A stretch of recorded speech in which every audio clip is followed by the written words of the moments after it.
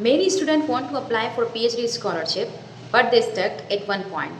What to write, how long should it be, and what exactly do professor want to see. So in this video, I will explain the simple structure of powerful research proposal that can increase your chances to get your PhD scholarship.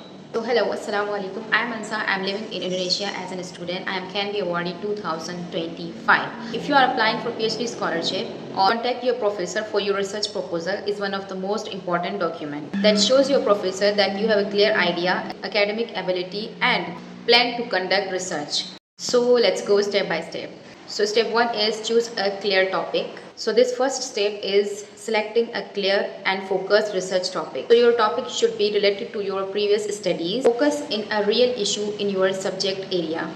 For suppose, read recent research papers, check what research gap and problems still exist, then find out the solution for that gap and problems in your research area. After selecting your research topic, then match that topic with your professor's research area. For example, I am a nursing student and I am looking for PhD scholarship and I read recent research papers and analyze the gaps and problems in that research paper that needs solution.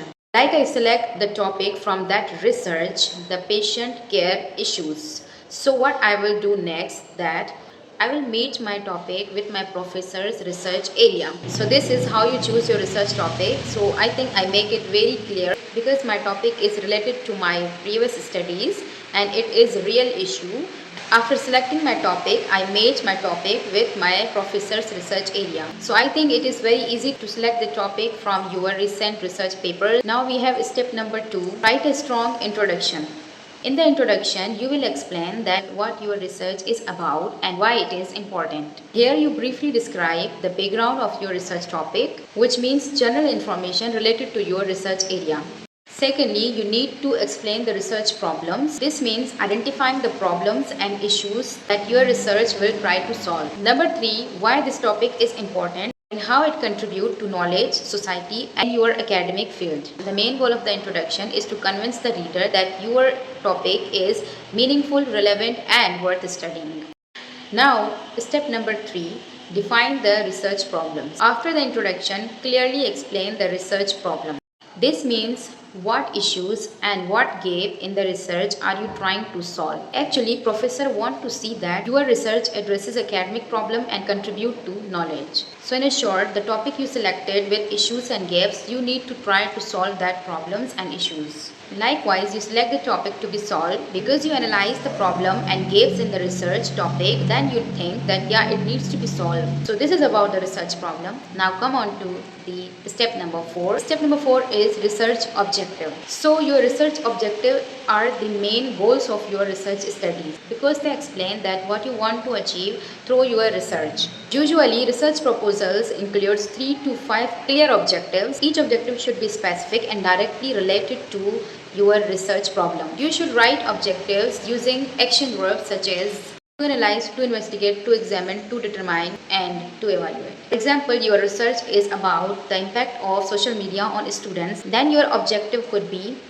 to analyze the effect of social media on the students or to investigate that how social media influence the students. These 4 to 5 clear action words you have to use in your research objective because objective shows your goal of your research study. Now, step number 5 is research methodology. Which methodology we have to use in research. So this is most important section of your research study, that how you will conduct your research, how you will collect your research data. For example, data collection, surveys, interviews, experiments, statistical analysis to interpret your results. So in this section, you have to be focused that which kind of methodology you are going to conduct in your research.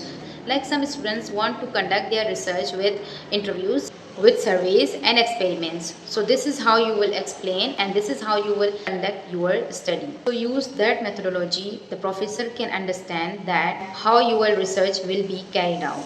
Now step number 6 is expected results. So in this section, explain clearly that what you expect from your research. The point you have to remember here that you don't need to mention the exact results because your study is not done yet. Here I am giving you my example that this research is expected to improve the patient care by identifying the nursing practices. So this is also an important section of your research that shows your expected results. And also it will show your professor that you are interested to do the research because you are talking about the expected results. Now, last but not the least, the step number 7 of your research proposal, that are references. At the end of your research proposal includes your academic references, your books references and your website references, journals references and previous research papers references. References are very important because it shows that how many websites you visit and how many books you read and how many journals you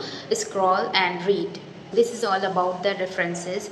Now let me tell you some kind of common mistakes that students make, that are they are writing very long proposals, choosing unclear research topics and copying the ideas from internet, and also they don't match their topic with their professor research area.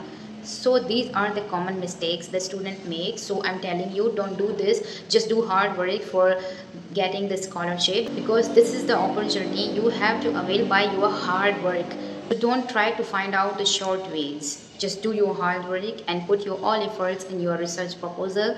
Not even in research proposal, but in your all documents, in your all papers, that shows the student seriously wanted to select in this scholarship. So yes, this is all about your research proposal, and in the next videos I will also explain how to get the acceptance letter and how to write a powerful motivation letter for PhD students. So guys, if you get any knowledge from my video, then don't forget to like, subscribe and share, because upcoming days I am going to upload many more videos on scholarship.